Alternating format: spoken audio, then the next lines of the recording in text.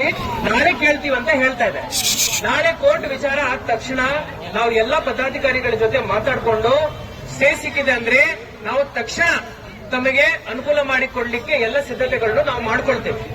ಎರಡನೇ ವಿಚಾರ, ಈ ಒಂದು ಸಮಯದಲ್ಲಿ 2 ಎಕರೆ ನಿಮ್ಮ ರೈತ ಮುಖಂಡರು ಏನ್ ಕೇಳಿದ್ದಾರೆ, ಇನ್ನೊಂದು ತಾಸು ಒಳಗಡೆ ಅದಕ್ಕೆ ನಾನು ಎಲ್ಲಿ ಅಪ್ರೂವ್ ಮಾಡಿ ಕೊಡ್ತೇನೆ. ಅಲ್ಲಿ ಹೋಗಿ ತಾವು ರಿಟೇಲ್ ಟ್ರೇಡ್ ಮಾಡ್ಕೋಬಹುದು. ಅದು ರೈತ ಮುಖಂಡರು ಅವರೇ ಕೇಳ್ತಾ ಇದ್ದಾರೆ. ನಾನೇನು ಹೇಳಿಲ್ಲ. ನೋಡ್ರಿ, ಕೇಳ್ರಿ, ಬೇಡ ಅಂದ್ರೆ ಕೇಳ್ರಿ, ಕೇಳಿಸ್ಕೊಳ್ಳಿ, ದಯವಿಟ್ಟು ಕೇಳ್ರಿ. ನಿಮಗೆ ಬೇಕಂದ್ರೆ ರಾಜ್ಯದಲ್ಲಿ ಇರುವಂತ ಎಲ್ಲಾ ರೈತ ಬಾಂಧವರು ಅವರು ರಿಟೇಲ್ ಕೆಲಸ ಮಾಡಲಿಕ್ಕೆ ಯಾವುದೇ ತಡೆ ಇಲ್ಲ. ತಾವು 200 ಕ್ವಿಂಟಲ್ ತನಕ ಮಾರ್ಕೋಬಹುದು.